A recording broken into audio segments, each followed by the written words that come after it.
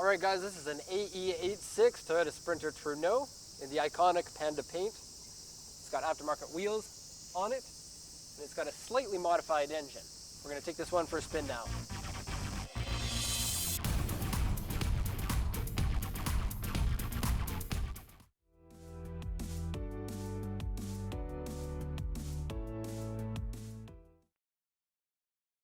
Let's drive. E-brake. Let's drive.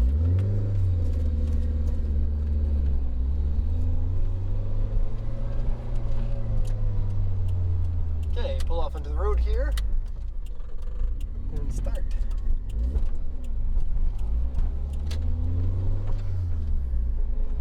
Okay, we'll start by saying that the car has a few modifications, but it's really nothing crazy. The engine has had a typical Japanese roads. The engine has had a high compression rebuild. He didn't say exactly what the compression was, but high compression for this might be 10.5 to 1, 11 to 1. I'm not sure.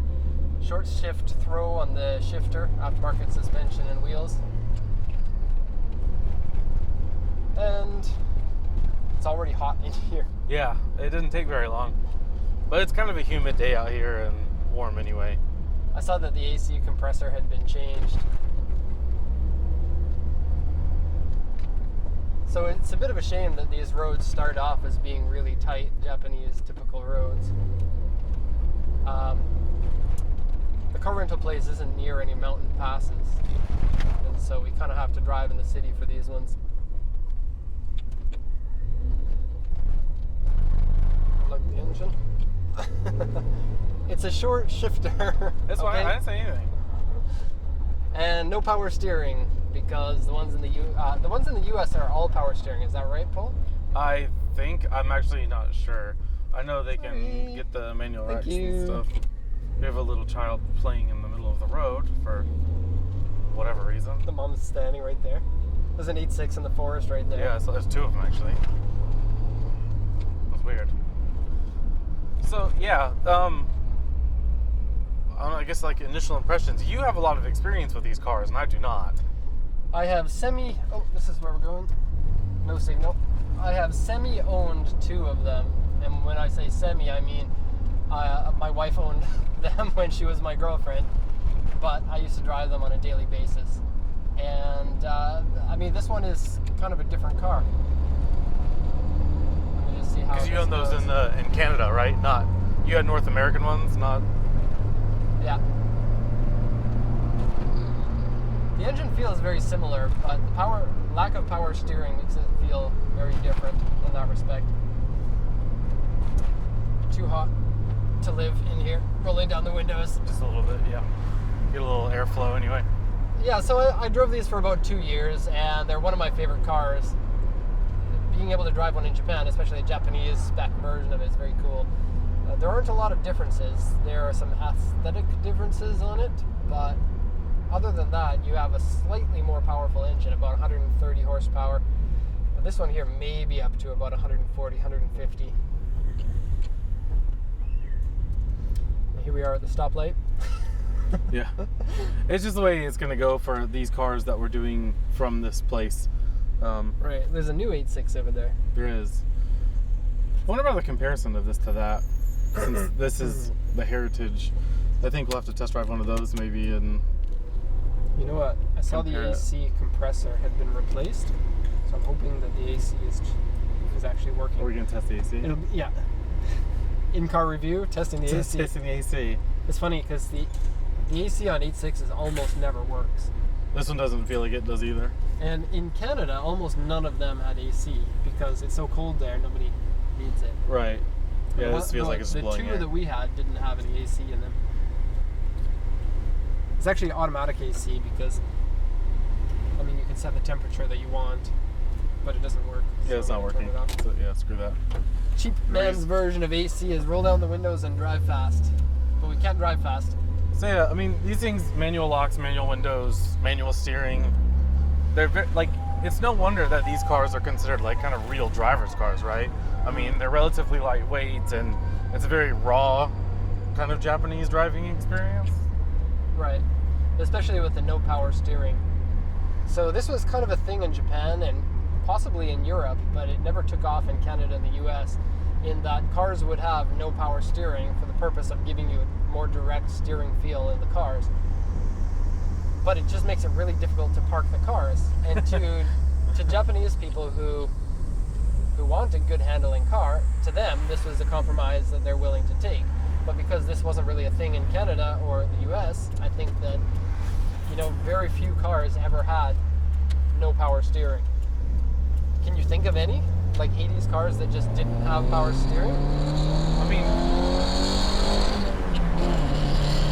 it wasn't like a huge option. Nothing like immediately jumps out. This car does have adjustable suspension and stuff on it too, we should mention.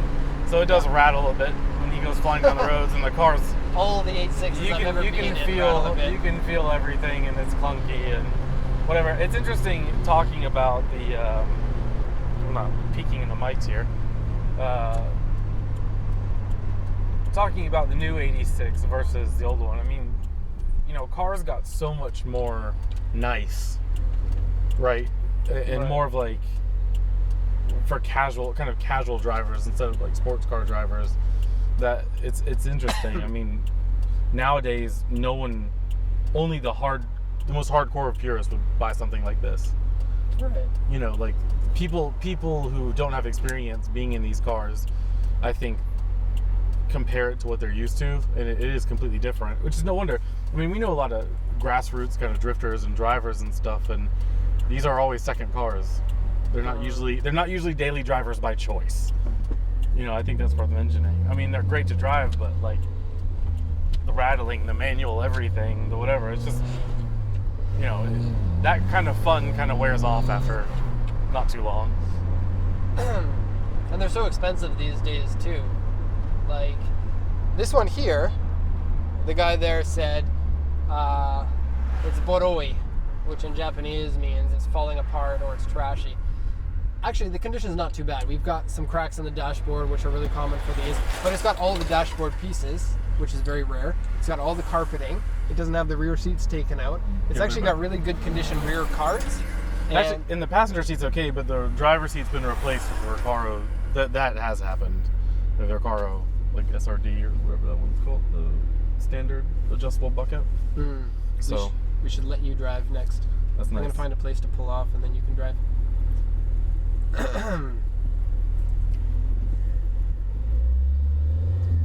And we've got the Broadway mirror. What's that? When they attach the big ones on top of the little ones, they have like a much bigger, really popular here, and you don't see it in the US very much. To attach I hate them because they don't attach these. I don't know if you can see the mirror, but there's a big mirror here. You can't because I'm looking at the screen right now. And those mirrors, I don't know why people put them on, because they rattle around to the point where you can't see anything in your rear view mirror, especially if you're driving a car that's like this one. See, he says that, but I actually like them.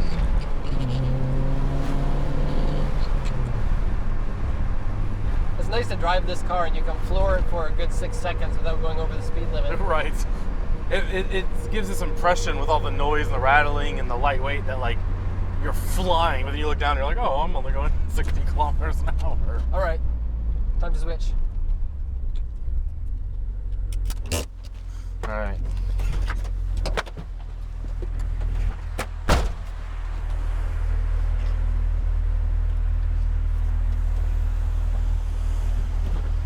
You chose to go around the back, eh? You're hiding from the camera. Do it? Are you hiding from the camera going around the back? No. I dare you to go again around the front for the next one. Okay. Can you see me in the video? Yeah.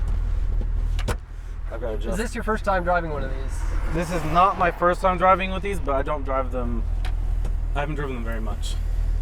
So this is kind of feels like a first impression.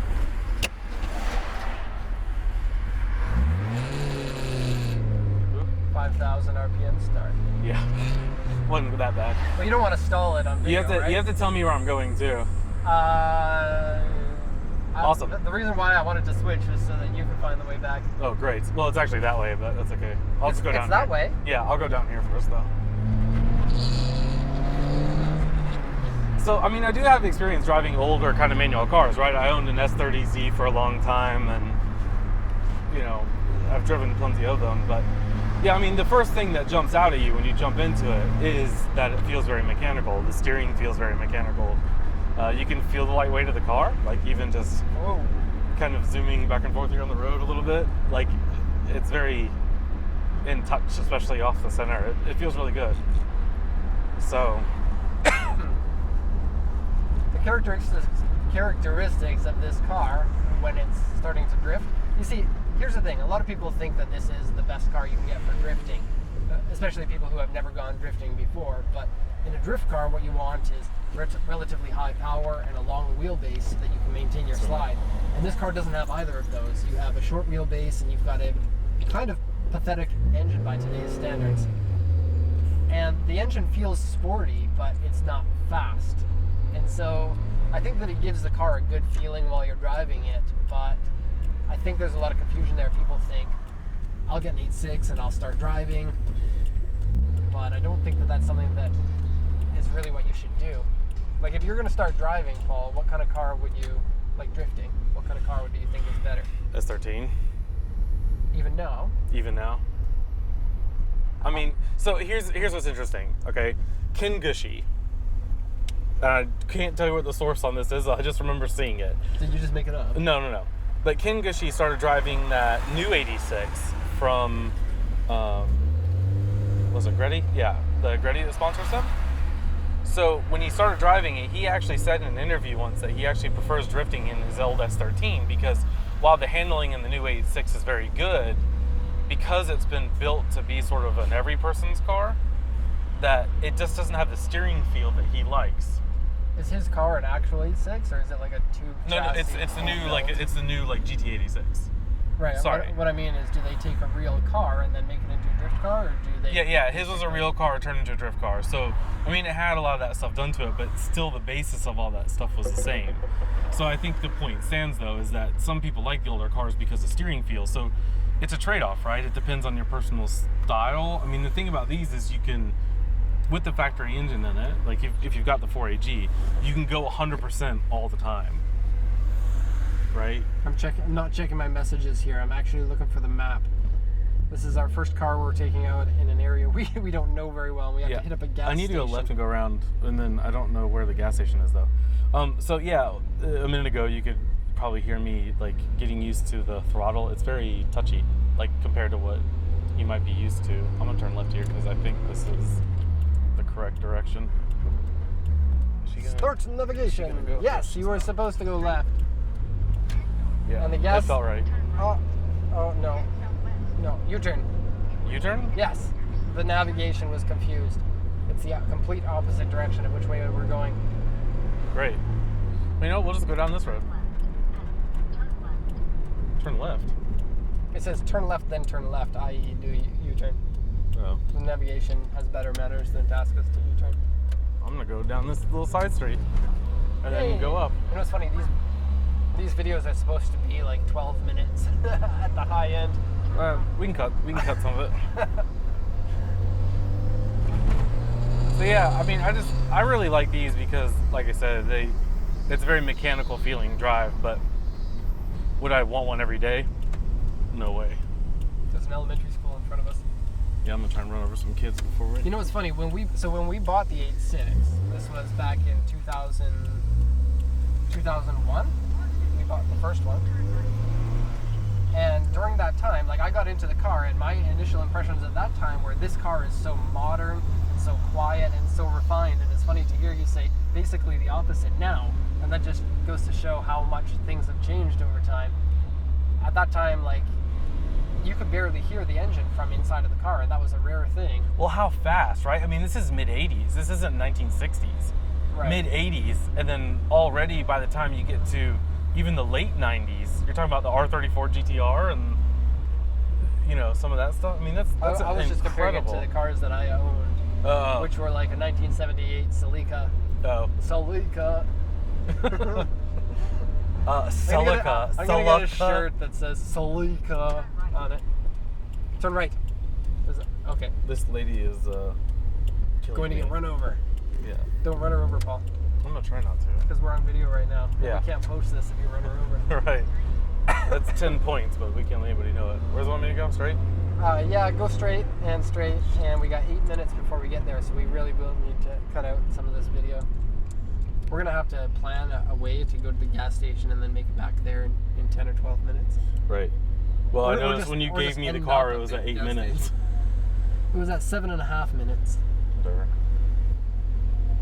Look, S13, S15. Oh, cool. Look at the cars that the people who are watching this won't be able to see. Yeah. It's even an S13 on stock wheels. Japan car spotting is interesting.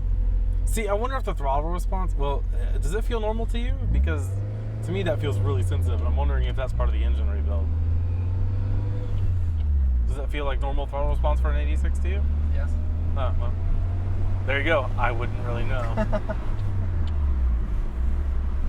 The car doesn't seem that fast. It could be that it's been a while since I've driven one of these.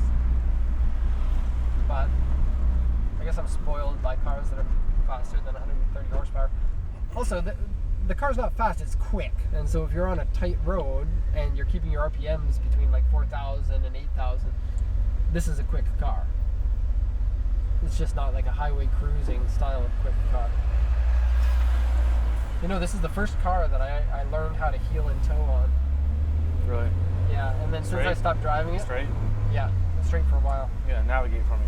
How's that possible? Did we go the wrong way? I don't know. Andrew is back at the shop readying the next car, and he's gonna be like, "Where are those douchebags?" It's the first one. We'll just come back and be like, oops. I'll just blame it all on you when you're not listening. We only It was Paul. I wonder if he knows we're only driving at like 20 feet, because he said put gas in it, but like, it's only going to take like 500 yen for the gas. Yeah, I don't know. And he said that the gas price, if you just leave it low on gas, would be 200 yen per liter. We're basically going to go through no more than like 2 or 3 liters for each car. Yeah, I think we should just give him money for the gas, because we barely use. I don't know if he realizes we don't want to go up around like a mountain pass. We got to be there and back in 10 minutes. You know what we should have done at the beginning of this video was mentioned that this is a rental car. You did. Did we? Yeah. I don't think that I did. You did, because you I mentioned the don't know. place. You said the place that we rent these from. Somebody let me know in the comments. I don't remember saying that, but sometimes I say things without It's a rental remembering what I'm car. saying. There's a place in The name of the place is Omoshiro Car. and they rent sports cars, tons of them. And so what we've done is we've contacted some of these places like this, and this guy was awesome, and has basically just said, like, come out here, We can take any of the cars. drive any of the cars that are here, and use it, to get kind of like a baseline for the series. So we have some baseline cars to drive. I mean, we won't always drive rental cars. We have personal cars that we're going to be doing. Right. In other places, but The idea is to kind of put something out there so that people will know what we're talking about when we say we want to use your car for something. right. Yeah, I mean, for what's now a classic car, I mean, it does drive pretty nice, even with the suspension and stuff on it. I don't think I'd want to do it every day, but it's really not bad. The suspension's not overly hard. And I mean, I think that it's like, in terms of drivetrain, it seems to be well maintained because there's no blown shocks, and it feels like all of your bushings are tight on it, and the steering is nice and tight, not sloppy at all. it's got this cool Tom's wheel on it. And it's funny because in my day job, we deal with these cars a lot. How far do we gotta go? Continue for 1.4 kilometers. Okay. So, We basically went in the opposite direction. Of no, we were supposed to go. Right. That's good. Well, Cool now I planning, feel like bro. we should maybe go here, put a couple bucks in, and then for the rest of them, we'll just go in a circle like we did and then take it back.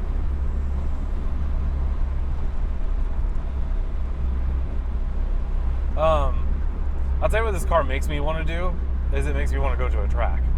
Like, I want to push this thing, which we're not going to do because it's a rental car, but like, I kind of want to see what it's got, So, I mean, eventually, that's the plan, right? Eventually, we will get stuff like this and out to track days, and we'll get to do like a racing test drive.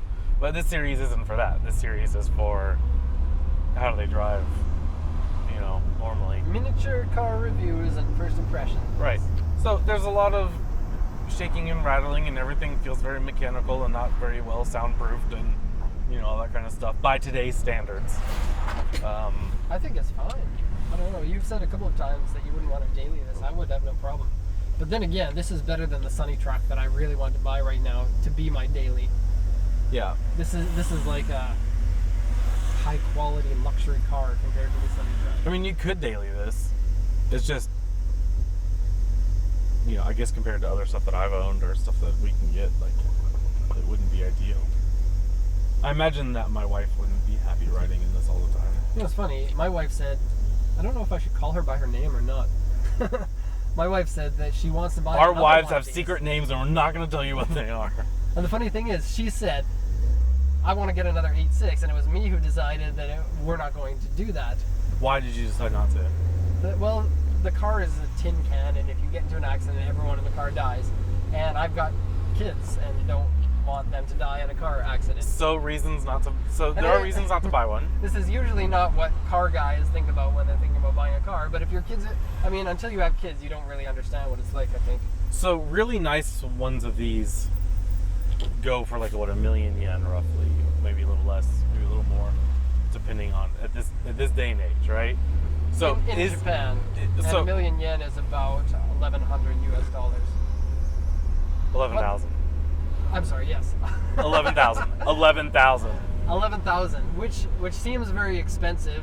500 turn But left. what we're talking about is cars that are not rotten, don't have rust holes in the floor.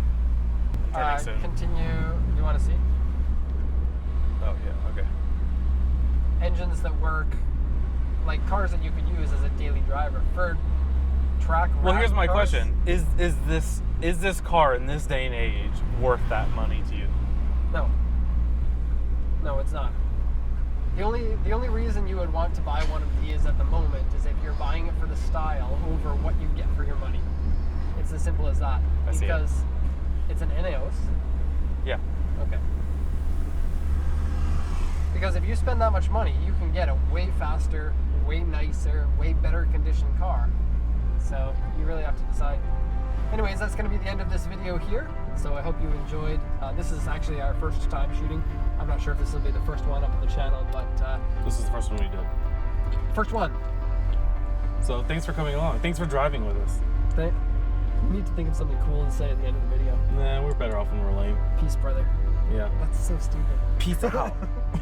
All right, bye.